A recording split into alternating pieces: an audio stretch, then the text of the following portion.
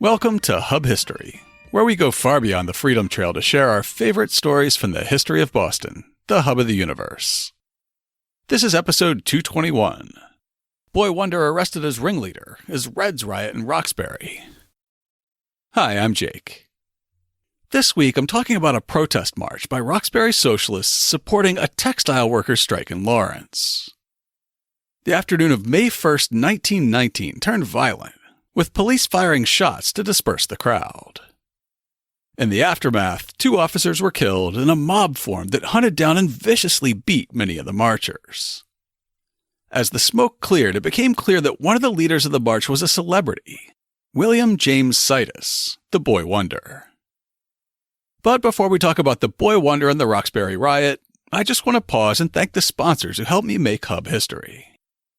These are listeners like you who support the podcast financially, offsetting the costs of podcast media hosting, website hosting and security, storage and backup, and additional audio processing. They also underwrite the cost of the transcripts we now provide with each show, making this audio podcast accessible to deaf and hard of hearing Boston history lovers. Our sponsors make all that possible by contributing as little as $2 a month on Patreon. If you're not yet a sponsor and you'd like to be, just go to patreon.com/hubhistory or visit hubhistory.com and click on the Support Us link. And thanks again to all our new and returning sponsors. And now it's time for this week's main topic. By 1919, May 1st had been associated with the American labor movement since the Haymarket Massacre in Chicago over 30 years earlier. With the success of the Communist Russian Revolution in 1917, both May Day and the broader labor movement were viewed with suspicion in the U.S. We've seen in episode 172 how police coordinated with right-wing rioters to attack a leftist parade in Boston in the summer of 1917. Those tensions only grew as the Soviet Union consolidated power and began attempting to spread the Communist Revolution around the world. In April 1919, Boston's telephone operators were on strike, but all eyes were on Lawrence, where textile workers had been out on strike for months. A description from the Swarthmore Database of Nonviolent Action describes how the strikers hoped to replicate the success of the famous Bread and Roses strike. In 1919, the United Textile Workers and the Central Labor Union, in a rush of union activity, managed to shorten the work week from 54 hours to 48 hours. The unions negotiated this reform by making a concession of an overall cut in wages, which were already below the cost of living. Immigrant workers at textile mills in Lawrence, Massachusetts welcomed the change in hours, but could not afford a decrease in wages. Aware of a successful strike involving immigrant workers in Lawrence back in 1912, the mill workers decided to use the same tactic to combat the wage decrease. On February 3, 1919, between 17,000 and 30,000 immigrant workers walked out of the mills throughout Lawrence and began the 54-48 strike. The strikers organized themselves among 20 different ethnic groups, with one leader per group. In addition, the strikers invited 3 pastors, known collectively as the Boston Comradeship, A.J. Must, Cedric Long, and Harold Rutzel, as spokespeople. Ethnic stores and businesses supported the strikers by accepting coupons in place of cash. Meanwhile, the strikers boycotted stores that did not support the strike. Throughout March and April, strikers and their supporters complained of police violence to the mayor and to Governor Calvin Coolidge, but they were ignored. By May 1st, the striking workers were broke and growing desperate, while the mill owners in turn were getting desperate for labor. A few weeks later, the United Textile Workers would strike a deal with the owners implementing the 48-hour work week and a 15% raise. But on May Day, tensions were high. Those tensions were reflected in supporters of both sides, as noted in the database. A large portion of strikers, as well as Must, held socialist ideals, attracting the sympathy of Boston's radical circles and organizations such as the Amalgamated Clothing Workers of America. However, the press did not treat the socialist leanings of the strikers favorably. Several newspapers declared the strike an attempt to start a Bolshevist revolution in America, and the city administration used the threat of communism as an excuse to place spies in strike meetings and in Lawrence's immigrant community. The newspapers weren't the only ones attempting to paint all labor activists with the communist brush. In an article about Irish Catholic anti-socialism in Boston for the Journal of American Ethnic History, Damian Murray wrote, citing the Lawrence strike, Boston's Catholic and Irish American leaders warned of the dangers of Bolshevism and encouraged Irish Americans to view their ethnic group as being in the front line against socialism in Boston as May Day approached. The pilot told readers that the post-war economic dislocation presented socialist agitators with an opportunity to initiate a reign of lawlessness. It encouraged returning soldiers to join the Knights of Columbus, an organization that took a leading role in the fight against socialism. Meanwhile, John F. Honey Fitzgerald's weekly newspaper The Republic insisted that Massachusetts mill towns were inhabited by anarchists. No one pushed for a stronger stance against socialism than David Goldstein. In the days leading up to May Day, he characterized Bolshevism as a tyrannical and atheistic movement, demanded a prohibition on public displays of the red flag, the International Socialist symbol, and called for police measures to be directed against young people's socialist leagues, which he accused of spreading disaffection. As we've heard in past episodes, Roxbury, Dorchester, and Mattapan used to boast a much more heavily Jewish population, including many recent immigrants from Eastern Europe and what had recently become the Soviet Union. As late as World War II, Jewish residents populated the Roxbury district heavily enough to be able to field their own night watch to protect against anti-Semitic violence, as we learned in our recent episode about Nazi sympathizers in Boston. 1919 found a significant portion of that European Jewish community sympathetic to some form of socialism, with a handful even embracing the Communist International and the Soviet cause. At the same time, their Irish-American neighbors were hearing a steady stream of anti-socialist and Irish nationalist propaganda from the pulpit, as Murray's piece records. Lower Roxbury lies next to Boston's South End neighborhood, where Boston College was established in 1863 on Harrison Ave. Boston College's buildings lay about a half a mile from Dudley Street in Roxbury, where the May Day 1919 riot took place. In the weeks leading up to May 1st, Boston College clergy warned local Catholics of the Bolshevik threat. On St. Patrick's Day, the Reverend John P. Meager delivered a panegyric at Boston College's Church of the Immaculate Conception, recounting Irish sacrifices for the Church from the Middle Ages and Irish-American sacrifices during the recent war. Meager said one would not find the Irishman a Bolshevik or an anarchist, never a slacker nor a coward. There's no evidence of Boston College clergy urging physical violence against socialists, but their attacks on socialism in the weeks before May 1st heightened the tension that existed in the immediate locality because of the presence of political radicals. In a lot of cases, labor leaders in this era were unfairly portrayed as socialists or communists, despite just wanting a fair day's wage for a fair day's work. On May Day in 1919, however, the group that met at the Roxbury Opera House, near what was then still Dudley Square, were bona fide communists. When they announced that they were planning to march from the theater to the new International Hall a few blocks away, they rallied under red flags and sang the Internationale, the universal hymn of Bolshevism. The marchers quickly found themselves outnumbered by a hostile crowd, as described by Murray.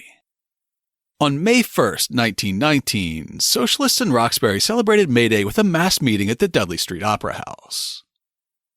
Police and eyewitnesses later claimed that the trouble began when they were assaulted by the marchers in the parade that followed the meeting, and that the police only gained control in the resulting melee when mounted police and local citizens, many of who were soldiers and sailors, came to their aid.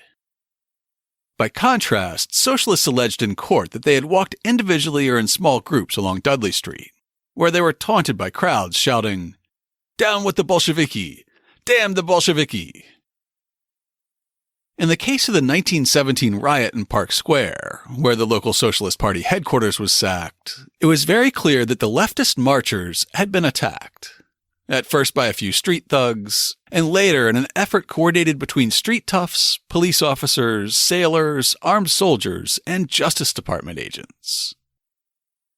In the case of the May Day March, responsibility for the violent riot that followed was not so clear-cut. The violence, however, did get bad, and 3 people eventually lost their lives. The next day's Boston Globe describes the moment when the first shots rang out. For nearly an hour, the people in the zone bounded by Dudley, Warren, and Monroe Streets and Humboldt Ave were terrorized by a running fight between the rioters and policemen. At Humboldt Ave and Monroe Street, where the paraders made their last stand after being partially dispersed at several other points, a fusillade of bullets cleared the thoroughfares of everyone except those directly involved in the fight. It was here that policeman Arthur Shea of Station 10 was shot through the index finger of the right hand, and Adolph Buttimer of Station 9 was shot in the left leg. With drawn revolvers, a squad of 6 policemen from Station 9, in command of Sergeant Arthur Casey, ordered the parade to halt at the corner of Warren and Waverly Streets. Up to this time, there was no serious disturbance. While the paraders were proceeding through Warren Street, 5 riot calls were received at headquarters, and the commanding officers at the 19 police stations scattered through the city each sent 5 policemen post-haste to Roxbury. Henry J. Levitt, a dentist, had just left his office when a stray bullet penetrated his right foot. Earlier in the fighting, policeman Samuel Hutchins of Station 9 was stabbed in the shoulder. That Sergeant Casey would pose for photographs with a few members of the reactionary mob who had fought the marchers, which ran in the Globe with a caption calling them men who helped police when the riot started. Perhaps they were the gang Murray referred to in describing how poorly the afternoon's fighting went for the marchers. According to a socialist spokesperson, the police projected themselves into the crowd with drawn clubs, supported by onlookers on the sidewalks. Socialists also claimed that both the police and non-socialists used sticks and clubs, and that one officer told a bystander to get his gang together. Regardless of who started it, a running fight lasting over an hour took place in Roxbury, in which 113 people were arrested, 2 policemen and a civilian were shot, and dozens were injured. 2 policemen later died, one from heart failure and another from a gunshot wound. Reporting in the May 2nd Globe outlines how the mob became so violent that simply being seen on the street wearing red could lead to a beating, or worse. Throughout the Roxbury district last night, feeling ran so high against the rioters that everyone appearing on the street wearing red so conspicuously as to attract attention was in danger.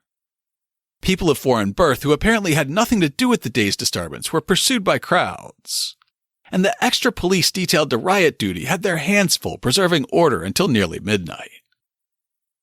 One of the many innocent victims of the afterclap of the rioting was William Lipsky, who was struck down in a fight in which he otherwise had no part at 6:30 and remained unconscious from a blow in the head until 9:30 at the office of Dr. Edelstein.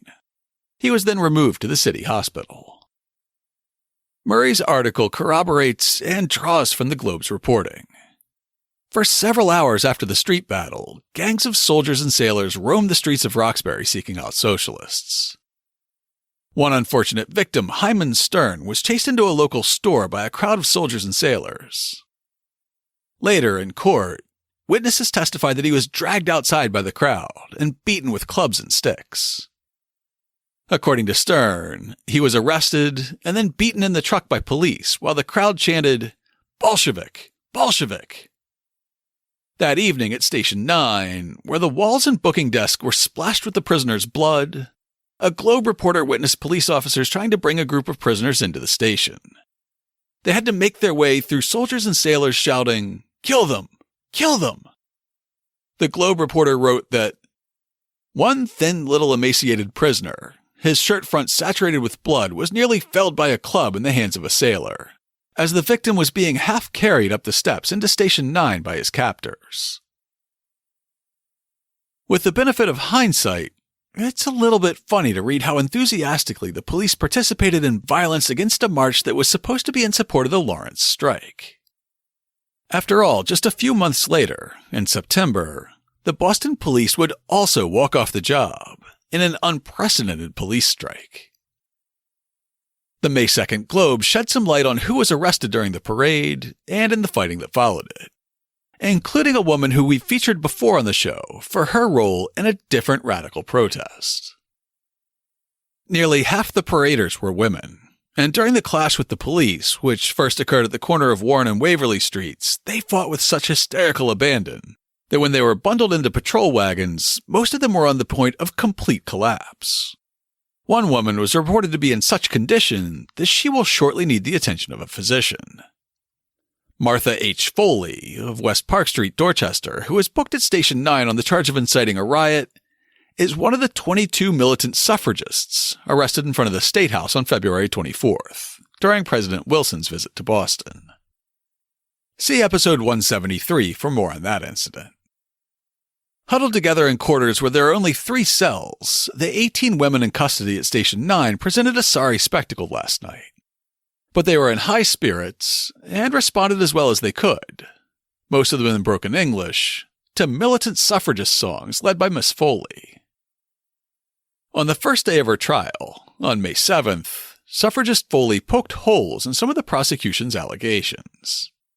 The Globe reported that she testified about taking cover in a doorway after police attacked the marchers with billy clubs. From there, she could see the crowd break up and run from the blows raining down upon them. She said she saw an officer draw his revolver as the crowd ran away, and then, under cross-examination, she denied that she had struck at and kicked officers, as testified to by Sergeant Casey. She also denied having heard women shouting to the men to kill the police, or urging them to action.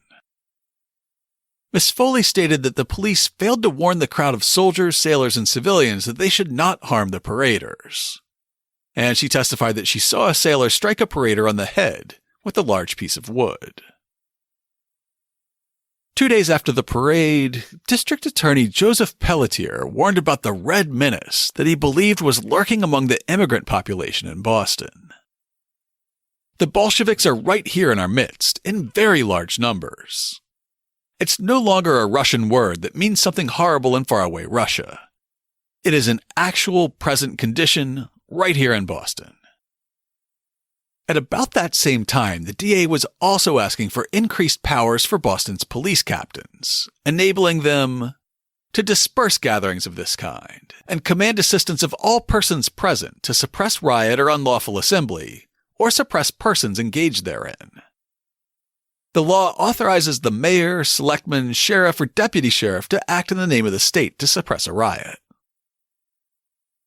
As soon as the day after the riot, marchers were being tried in Roxbury District Court, with the evening edition of the Globe on May 2nd reporting on the outcome for 5 men charged with participating in an affray. 3 of the defendants were found not guilty and discharged. 2 were found guilty and sentenced to serve 2 months in the House of Corrections. 2 more marchers were convicted of assault and battery, and a soldier who was charged with assault on a marcher had his case continued without finding.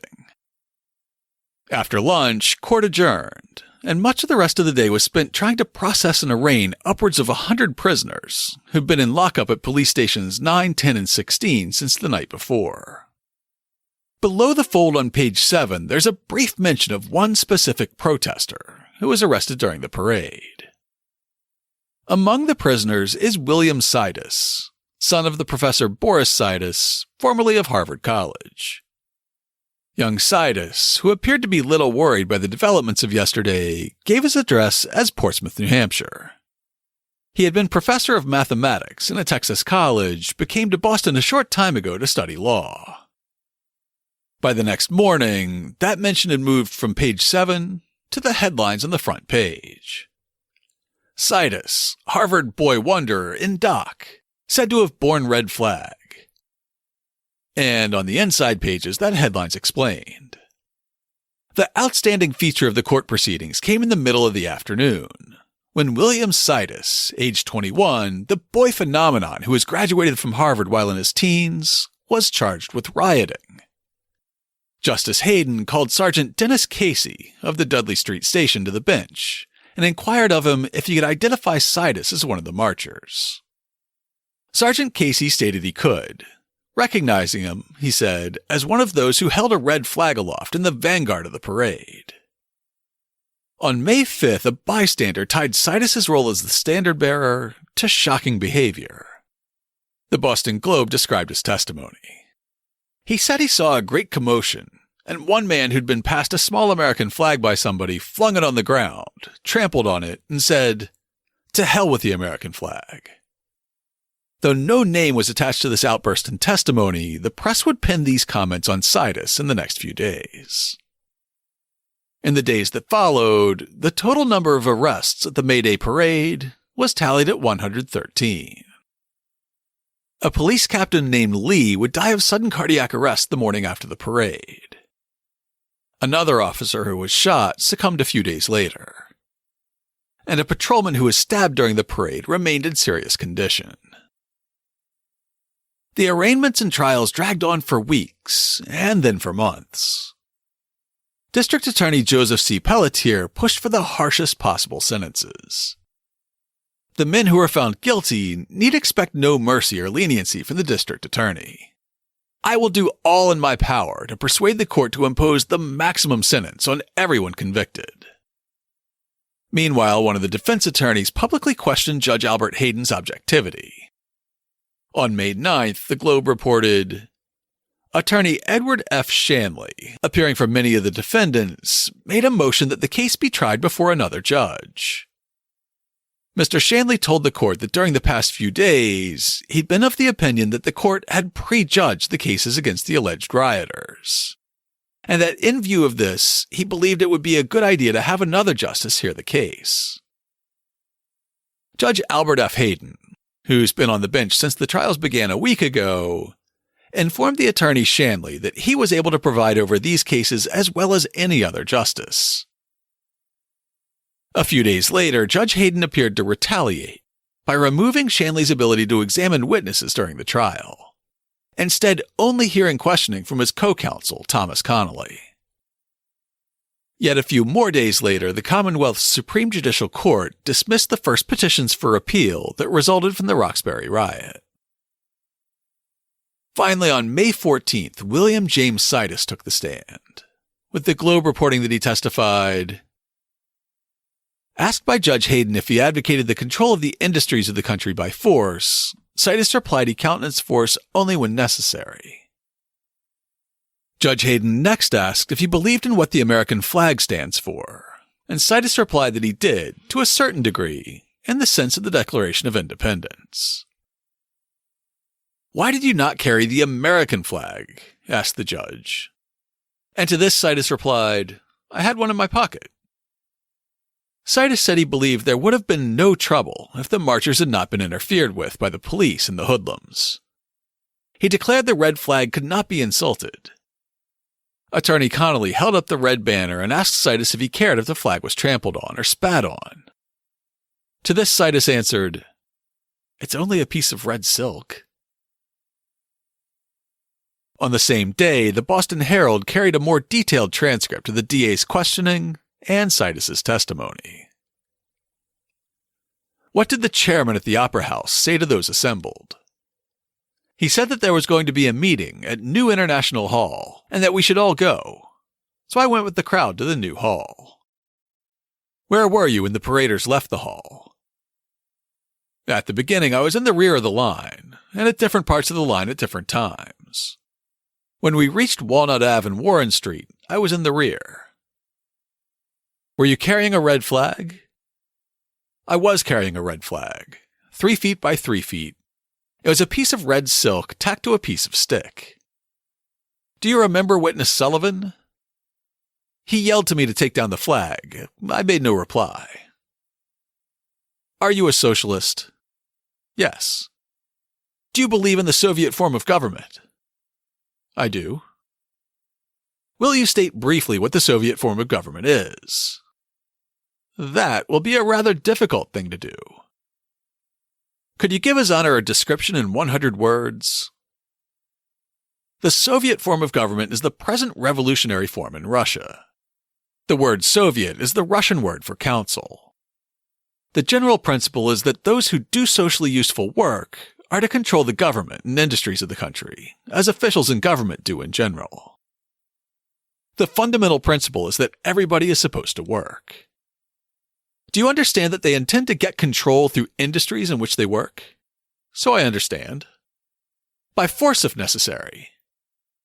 I understand every government employs a certain power to suppress opposition. That doesn't answer the question. You said before that the people want control of the industries of the country. I want to know whether you advocate by force the control of the industries of the country or by the use of the ballot. I countenance the use of force only in cases where it should be necessary, and I base my statement on a comparison with the Declaration of Independence of the United States government, which states clearly that the people shall only be governed with the consent of the governed. Do you believe in a God? No.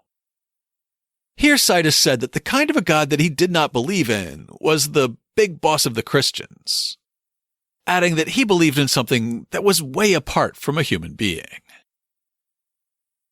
Asked by his attorney if the Soviet ideals necessarily implied violence, he replied in the negative, stating that there should not be any violence on the road to that goal. At the end of the day, William James was convicted. The New York Times reported on his sentence, William James Sidis, 21 years old, was sentenced in the Roxbury Municipal Court today to 6 months in the House of Correction for rioting, and 1 year for assault upon a police officer, and the May Day radical demonstration in the Roxbury district. As we have learned in past episodes, it was certainly not unusual for Boston police and prosecutors to find a pretext to lock up left-wing radicals in the years surrounding World War I. We've heard about the pro-draft and anti-socialist riot in Park Square in 1917, about the plight of the suffragists, and about the conductor of the Boston Symphony, who was arrested and eventually deported for not playing the Star-Spangled Banner before concerts. So a 21-year-old activist who admitted to being an atheistical pro-Soviet socialist and got convicted of rioting certainly doesn't seem very noteworthy. Except for one thing. William James Sidis was widely held to be the smartest man in the world at the time. Perhaps even the smartest of all time. In a 2011 piece, the writers for NPR's All Things Considered said, his IQ was estimated to be 50 to 100 points higher than Albert Einstein's. He could read the New York Times before he was 2. At age 6, his language repertoire included English, Latin, French, German, Russian, Hebrew, Turkish, and Armenian. Young William's parents had immigrated from Ukraine separately in the 1880s to escape anti-Semitic pogroms. His father, Boris, completed his bachelor's, master's, PhD, and MD degrees at Harvard, after being released from a Russian prison for violating the empire's legal restrictions on what Jews were allowed to do.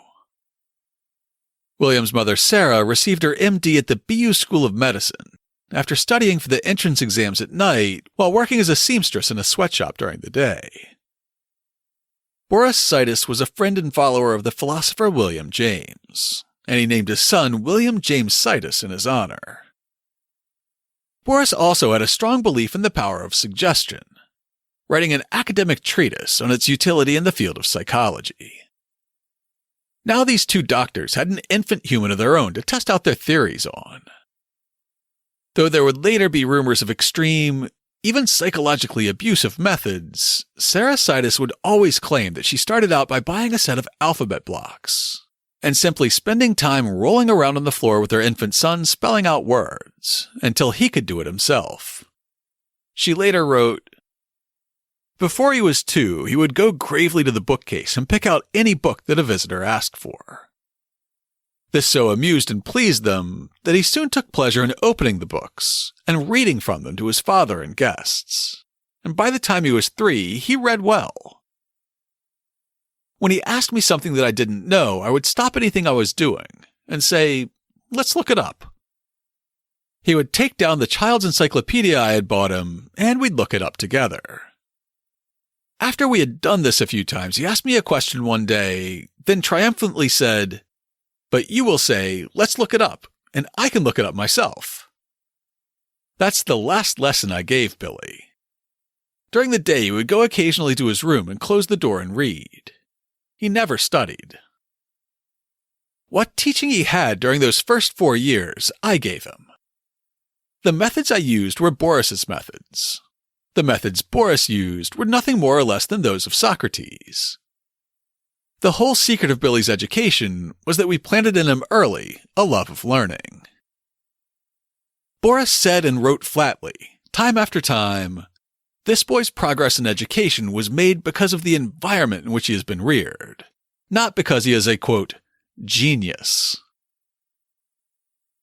In 2015, David B. Green described the young student's quick progress. By age 3, having taught himself to type, he wrote Macy's a letter ordering toys. By 8, he had mastered Latin, Greek, German, Russian, Hebrew, Turkish, French, Armenian, and also invented his own virtual language, which he called Vendergood. Before long, Boris and Sarah Sidis believed that their son was ready to go off to Harvard, but Harvard wasn't so sure. Young William applied to the elite university at the ripe old age of 9, but his application was rejected. Not because he didn't meet the school's criteria for admission, but because he was considered too immature. A September 1908 article in the New York Times points out that by the time he was 10 years old, William Sidis was beyond precocious. William J. Sidis, a 10-year-old Brookline boy who was withdrawn from the Brookline High School because he was already further advanced than the school course called for, has just passed successfully the entrance examination for the Massachusetts Institute of Technology. The average age of the student entering the institute is 21, and many students are college graduates. He spent the next year commuting from Brookline to Tufts every day, chaperoned by his mother. At Tufts, he continued studying mathematics, then reapplied to Harvard at age 11. This time he was accepted. Harvard President Lawrence Lowell had publicly commented that he wanted to try admitting younger freshmen, saying, "The present age of entrance here appears to be due less to the difficulty of preparing for the examination earlier than to the nature of the life the freshman leads." Lowell was seen as a progressive in his own time, though history has not smiled on his policies that limited Jewish enrollment, his attempt to segregate the residence halls, and his secret court that purged the campus of gay students. Hearing Lowell's call for younger students, Boris had William reapply, and when he was accepted, the New York Times reported that he is no prodigy but a normal boy trained from his earliest years to think vigorously is the contention of his father, who has applied practically in the upbringing of his son certain laws of the mind, which he has observed in common with Professor William James, after whom the boy is named. During his first semester at Harvard, the young Sidis would prove that he had the intellect not only to learn at the August University, but even to teach there. A later New Yorker retrospective on Sidis' life recalled, "One snowy January evening in 1910, about 100 professors and advanced students of mathematics from Harvard University gathered in a lecture hall in Cambridge to listen to a speaker by the name of William James Sidis. He had never addressed an audience before, and he was abashed and a little awkward at the start. His listeners had to attend closely, for he spoke in a small voice that did not carry well, and he punctuated his talk with nervous, shrill laughter. A thatch of fair hair fell far over his forehead, and keen blue eyes peered out from what one of those present later described as a pixie-like face. The speaker wore black velvet knickers. He was 11 years old. As the boy warmed to his subject, his shyness melted, and there fell upon his listeners' ears the most remarkable words they'd ever heard from the lips of a child. William James Sidis had chosen for the subject of his lecture four-dimensional bodies. Even in this selective group of erudite gentlemen, there were those who were unable to follow all the processes of the little boy's thoughts. To such laymen as were present, the fourth dimension, as it was demonstrated that night, must indeed have perfectly fitted its colloquial definition: a speculative realm of incomprehensibly involved relationships. When it was all over, the distinguished Professor Daniel F. Comstock of MIT was moved to predict to reporters, who had listened in profound bewilderment, that young Sidis would grow up to be the greatest mathematician, a famous leader in the world of science. Sidis thrived at Harvard at first, but he was also under a huge amount of pressure, from his parents, professors, peers, and the press. One of his father's guiding principles had been a law of reserve energy laid out by William James.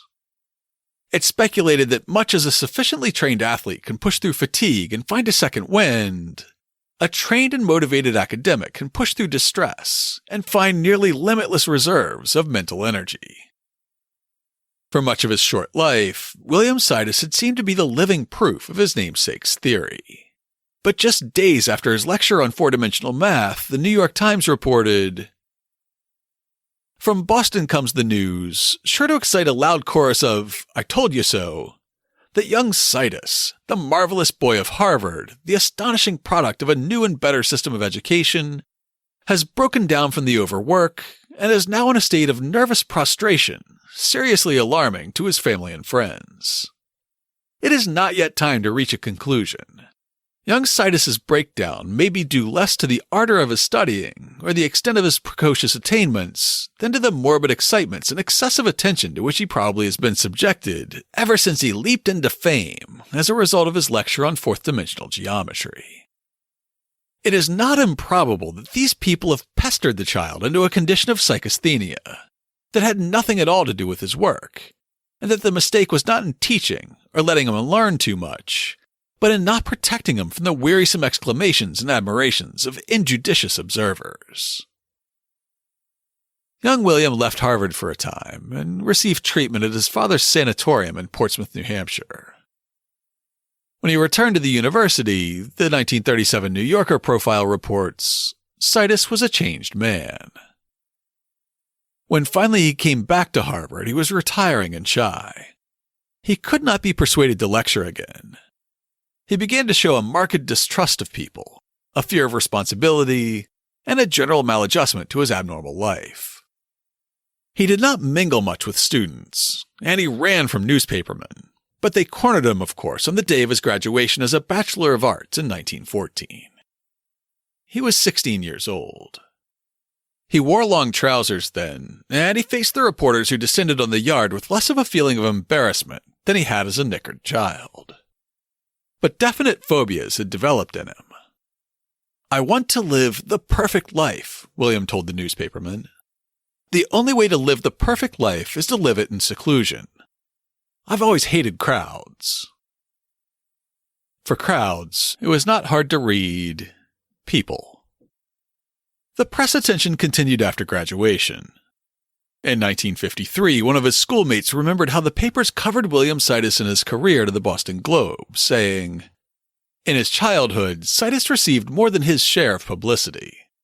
The papers had a field day when Sidis received a job at the new Rice Institute in Houston, Texas, under the sponsorship of his friend Evans. He failed to show the maturity and tact needed to make good at this impossible task." In 1916, after being fired from his position teaching geometry and freshman math at Rice, William James Sidis returned to Cambridge. He enrolled at Harvard Law, where he continued until March 19, 1919, when he withdrew in good standing during his final year. A month and a half later, he was arrested at the head of a protest march in Roxbury. After his initial conviction, William Sidis appealed, remaining free on bond.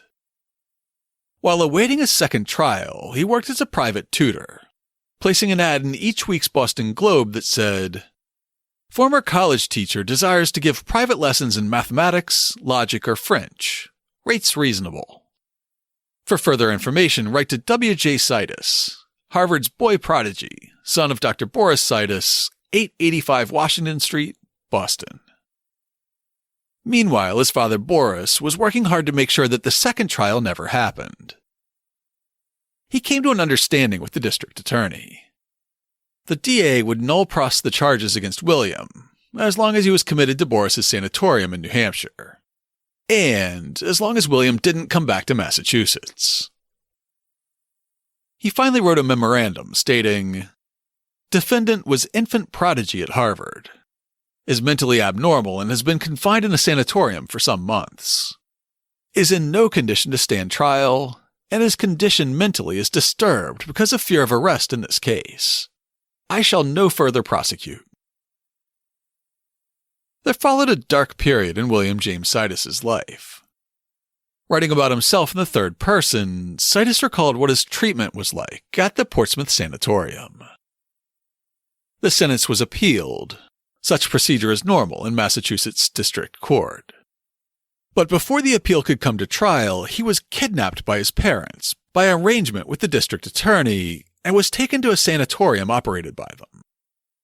He was kept there a full year, from October 1919 to October 1920, and kept under various kinds of mental torture, consisting of being scolded and nagged at.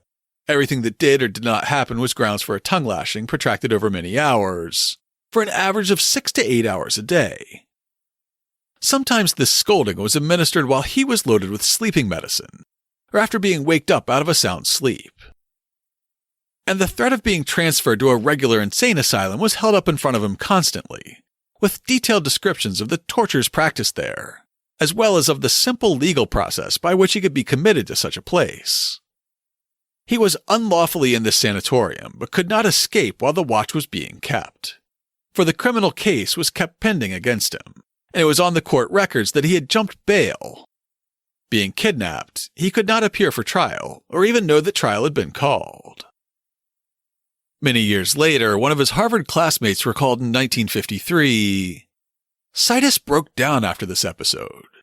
He developed a resentment against his family so bitter that he would not even attend the funeral of his father, and a resentment against all mathematics, science, and learning. Indeed, he developed a hatred for anything that might put him in a position of responsibility and give him the need to make decisions. From at least 1921 onwards, he floated around East Coast cities, working at any low-level job as a clerk or computer that allowed him to remain anonymous. When he wasn't at work, he was busy writing books on Native American contributions to American democracy, the history and classification of streetcar transfers, a travel guide to the White Mountains, and a theory of thermodynamics that first postulated the existence of black holes and dark matter. A researcher cataloged 4 books, 4 pamphlets, 13 articles, 4 periodicals of a total of 36 issues, and 89 weekly magazine columns. The columns were called Meet Boston, and they chronicled history and trivia about the city under the pen name Jacob Marmer. There's evidence in his papers of 6 more unpublished book manuscripts, and since he wrote under at least 5 pseudonyms, researchers believe that there may be many more published works that he never acknowledged. Anytime the press caught up with him in these anonymous office jobs, he would soon pack up and move on. The 1937 New Yorker profile I've been quoting from said, apparently he drifted from city to city, working as a clerk or in some other minor capacity, for a salary only large enough for him to subsist on. In 1924, he was dragged back into the news when a reporter found him working in an office on Wall Street at $23 a week. He was dismayed at being discovered. He said that all he wanted was to make just enough to live on, and to work at something that required a minimum of mental effort. The last few reporters who went down to his office to interview him didn't get to see him. He had quit his job and disappeared again. A baker's dozen years later, the New Yorker caught up with Sidis in Boston in 1937. The article's attributed to Jared L. Manley, though that turns out to be a pseudonym of James Thurber, a regular cartoonist and columnist for the magazine. To get William Sidis to talk, however, the magazine used a secret weapon. A woman. William James Sidis lives today at the age of 39 in a hall bedroom of Boston's shabby South End. For a picture of him and his activities, this record is indebted to a young woman who recently succeeded in interviewing him there. She found him in a small room papered with the design of huge pinkish flowers, considerably discolored. There was a large, untidy bed and an enormous wardrobe trunk standing half open. A map of the United States hung on one wall. On a table beside the door was a pack of streetcar transfers neatly held together with an elastic. On a dresser were 2 photographs, one, surprisingly enough, of Sidis as the boy genius. The other, a sweet-faced girl with shell-rimmed glasses and an elaborate Marcel wave. There was also a desk with a tiny ancient typewriter, a world almanac, a dictionary, a few reference books, and a library book, which the young man's visitor at one point picked up. "Oh gee," said Sidis. "That's just one of those crook stories." He directed her attention to the little typewriter. "You can pick it up with one finger," he said, and did so. William Sidis at age 39 is a large, heavy man with a prominent jaw, a thickish neck, and a reddish mustache. His light hair falls down over his brow, as it did the night he lectured to the professors in Cambridge. His eyes have an expression which varies from the ingenious to the wary. When he's wary, he has a kind of incongruous dignity which breaks down suddenly into the gleeful abandon of a child on holiday. He seems to have difficulty in finding the right words to express himself, but when he does, he speaks rapidly, nodding his head jerkily to emphasize his points, gesturing with his left hand, uttering occasionally a curious, gasping laugh. He seems to get a great and ironic enjoyment out of leading a life of wandering irresponsibility after a childhood of scrupulous regimentation. His visitor found in him a certain childlike charm. The article notes that he's working at the time as a clerk in a business house, but he acknowledges that he's frequently forced to switch jobs. Whenever his co-workers find out that he was once a famous child prodigy, he says that he can't tolerate the position after that. He also insists on jobs with little responsibility and no technical or mathematical thought. Even when he accepted a position with the street railway, a seemingly perfect fit for a devoted collector of streetcar transfers, he lasted just 1 hour before breaking down in tears on top of a pile of blueprints, charts, and statistical tables. The article concludes, his visitor was emboldened at last to bring up the prediction made by Professor Comstock of MIT back in 1910 that the little boy who lectured that year on the fourth dimension to a gathering of learned men would grow up to be a great mathematician, a famous leader in the world of science. "It's strange," said William James Sidis with a grin, "but you know, I was born on April Fool's Day." Apparently Mr. Sidis wasn't pleased with how the New Yorker article turned out, and he decided to sue. As law professor Samantha Barbas put it, humiliated and outraged, Sidis sued under the tort of invasion of privacy by public disclosure of private facts. The original Warren and Brandeis conception of the right to privacy, which permits damages to be awarded for the dignitary harms caused by the publication of true but embarrassing private information. He filed a libel suit in the Southern District of New York, and the case would eventually be decided by the Second Circuit Court of Appeals. Their ruling established sweeping protections for public interest and public figures, interpreted broadly. The 1940 decision reads, in part, "Despite eminent opinion to the contrary, we are not yet disposed to afford to all of the intimate details of private life an absolute immunity from the prying of the press. Everyone will agree that at some point the public interest in obtaining information becomes dominant over the individual's desire for privacy. Warren and Brandeis were willing to lift the veil somewhat in the case of public officers. We would go further, though we're not yet prepared to say how far. At least we would permit limited scrutiny of the private life of any person who has achieved, or has had thrust upon him, the questionable and indefinable status of a public figure." William James Sidis was once a public figure. As a child prodigy, he excited both admiration and curiosity. Of him, great deeds were expected. In 1910, he was a person about whom the newspapers might display a legitimate intellectual interest, in the sense meant by Warren and Brandeis, as distinguished from a trivial and unseemly curiosity. But the precise motives of the press we regard as unimportant. And even if Sidis had loathed public attention at the time, we think his uncommon achievements and his personality would have made the attention permissible. Since then, Sidis has cloaked himself in obscurity, but his subsequent history, containing as it did the answer to the question of whether or not he had fulfilled his early promise, was still a matter of public concern. The article in the New Yorker sketched the life of an unusual personality, and it possessed considerable popular news interest. We express no comment on whether or not the newsworthiness of the matter printed will always constitute a complete defense. Revelations may be so intimate and so unwarranted in view of the victim's position as to outrage the community's notions of decency. But when focused on public characters, truthful comments upon dress, speech, habits, and the ordinary aspects of personality will usually not transgress this line. Regrettably or not, the misfortunes and frailties of neighbors and public figures are subjects of considerable interest and discussion to the rest of the population. And when such are the mores of the community, it would be unwise for a court to bar their expression in the newspapers, books, and magazines of the day. Professor Barbas says, "The legacy of William James Sidis and the Sidis case has been kept alive in privacy case law, popular culture, and the ongoing paradox of privacy.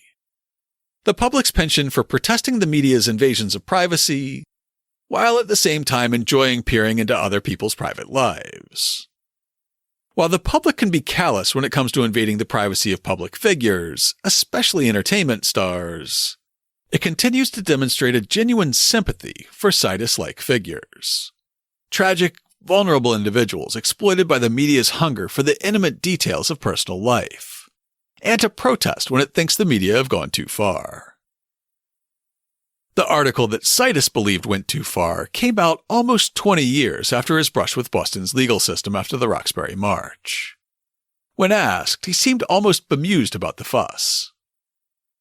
When the May Day demonstration of 1919 was brought up by the young woman, he looked at the portrait of the girl on his dresser and said, "She was in it.